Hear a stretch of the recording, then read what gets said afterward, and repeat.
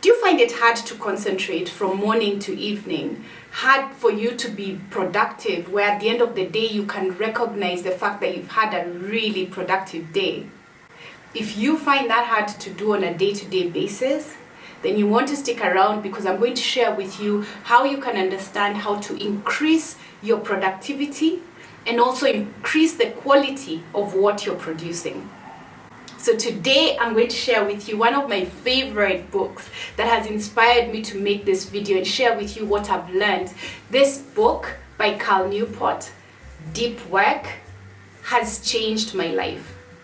There are a number of books that changed my life, and Deep Work is one of them. Atomic Habits by James Clear is another, and Essentialism by McConnell, something like that.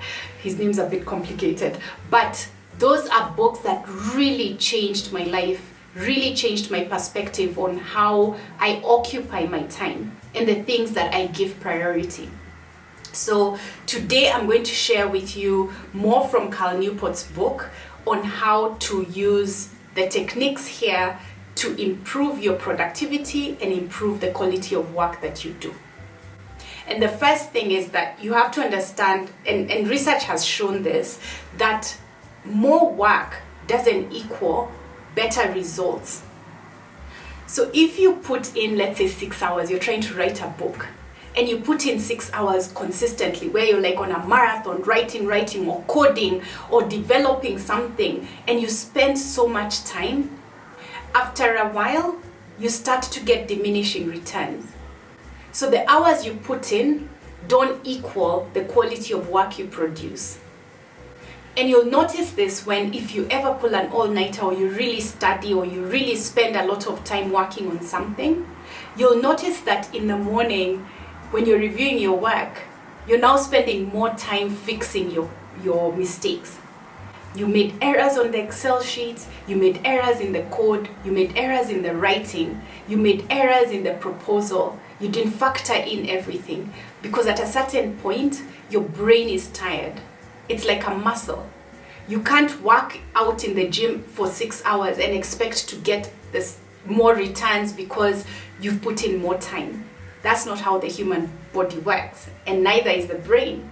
While the brain is going to help you up to a certain point, it gets tired and it needs a break. And that break that you give it is really important in helping you produce better. And what research has shown is that 90 minutes is the point at which you reach the peak, and then you start to get diminishing returns after that. So if you're working on something and it's really important that you put in a lot of hours, take a break every 90 minutes. And this break can be anything from 10 minutes, 15 minutes, perhaps even switching to do a completely different task, then coming back to that. That helps to relax your brain as well. So every 90 minutes, take a break. If you don't take a break and you keep pushing and pushing, you're like that person who's at the gym for 6 hours hoping to build more muscle than the guy who's at the gym for an hour. At some point, your body just gets exhausted, and actually you become prone to damaging your body and doing more damage, which is where those mistakes actually come in. So it's the same thing. So 90 minutes is that burst. The second thing is focusing on one thing and not trying to multitask. I've talked about this, I've written about this. Multitasking is bad for you. And in reality, while as women we like to pride ourselves as multitaskers, it does more damage than good.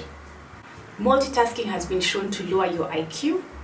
Multitasking has been shown to increase stress levels. Multitasking has been shown to reduce the quality of work that you produce.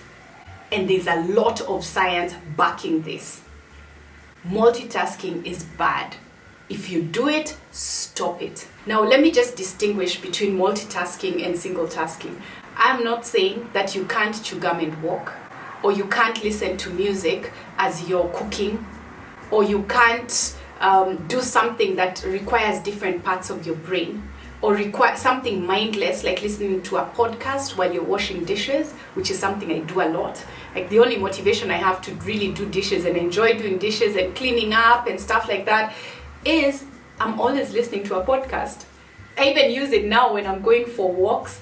One of the motivations for me to go for walks, and especially extended walks, because I even increase the time I take, is I'm listening to something useful, something that's going to teach me something I didn't know.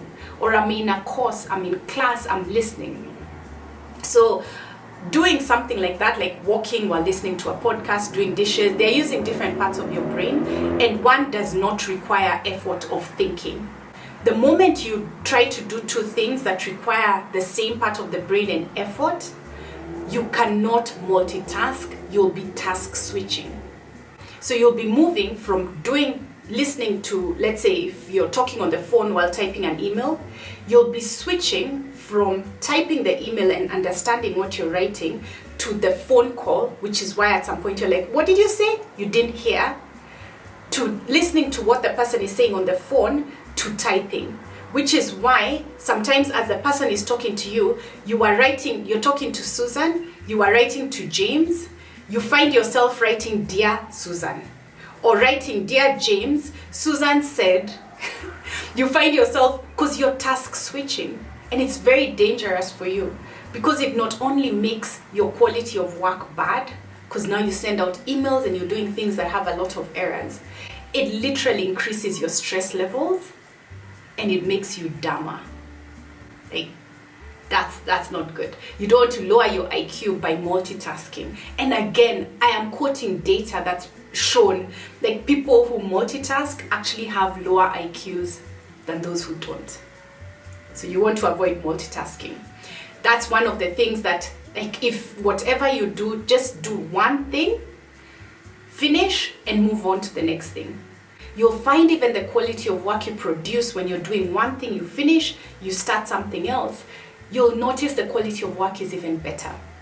So if you are working on, let's say, a proposal, instead of working on a proposal while your email keeps notifying you of new emails coming in and you're responding to messages and you're picking up calls and stuff like that, you want to focus on the proposal, finish, then do the other thing that you need to do. And something I found that works for me is I keep a notebook or a paper and a pen somewhere around me. So when I'm working on one thing, I start to get all these ideas. Oh, you have to call so and so. Oh, you haven't done this. Oh, you need to pick this up. Oh, you need to provide this information to somebody. Oh, you need to check this. Instead of stopping and doing this thing and then coming back and doing this, because that's task switching, you want to write them down and then get to them after and do them all at once, or do them as you can. So if you remember you needed to make a phone call, don't stop what you are doing, that proposal you're writing. Finish that proposal, make that phone call after. Unless, of course, it's an emergency. But you want to avoid task switching. And this actually ties into the third thing I want to share with you, is you want to do deep work. You want to dedicate time to actually doing deep work. And deep work requires that you turn off all distractions, that you put your phone on silent, that you don't check your Instagram feed, that you don't have notifications beeping up on your laptop, emails coming in, RSS feeds that you've subscribed to, notifications of this and that. You want to focus on that thing that you need to do. And sometimes that thing that you need to do is something you've been procrastinating for a while. So the best thing you can do for yourself is actually do it first thing in the morning. You want to do it when your willpower and your mental abilities are at the highest. And then switch off everything else around you and focus on just that one thing. 90-minute bursts, finish it. You can reward yourself after with something for helping you achieve that thing. Because another thing, and I'll tie this to another video that I made on habits and how to build better habits. Another thing you want to do is to shorten the period between doing something worthwhile and the gratification on that thing. Because a lot of the times when you do something good, the reward for the good thing that you did doesn't come immediately. It comes after. Maybe it comes 6 months later, it comes a month later, but it's never immediate. Most of the good things that are bad for us have instant gratification, and most of the things that we should be doing have delayed gratification. So if you finish this 90-minute burst, or you finish this task, you did like 2 90-minute bursts of something, and then you reward yourself. For me, I use ice cream a lot. I love ice cream, so I usually go to Snow Cream and get myself my favorite ice cream. So I do these little things, and sometimes it could be something as mundane as crossing it off the to-do list. And you feel really good about that. So you reward yourself, you find a way to reward yourself. That's the time now you can take time and watch a series of something, or watch a YouTube video. I hope you've subscribed to my channel. This is a great place for you to actually take a break and learn something new. So you get the double benefit. So the reward that you select for yourself, like that's something really, that's a hack that will help you stay motivated at the thought of what you're going to reward yourself once you're done with this task. So the deep work is important if you want to produce quality. And I can tell you this has really helped me in my course. For me to produce the quality that I've produced in my training course, where I teach entrepreneurs on how to run profitable Facebook ads and free their time, and a number of other digital marketing techniques, that program, I'm super proud of it because I did it under a lot of deep work. Switched off for days in order for me to work on it, because the quality was important. So I'll include a link below this video so you can check it out. There's a free training where I actually give you a preview of what it is that you're going to get on the program and what the investment is on the program and everything. So you can get that below this video. I'll link it so you can learn how to use digital marketing to actually grow your business and free your time, because it's possible. Otherwise, you're building a business that then takes up all your time. That's not what we want. You want to build a business that allows you to free your time so that you can do the things that you love to do. Hang out with your family, your friends, travel, do the things that you love. So in order for you to do that, you need to find ways to do this work that you've been putting off, so that you can then take that holiday that you deserve.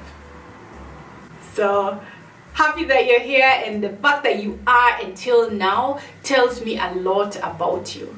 It tells me you're the kind of person who really wants to make a difference in your business and in your life. And again, if you're not subscribed to my channel right now, I release videos like this that will help you in your business and your life. So you want to subscribe to the channel and actually do something useful while you're doing your dishes, while you're taking a break from your 90-minute bursts, or just when you start your day. So I'll see you the next time. Ciao.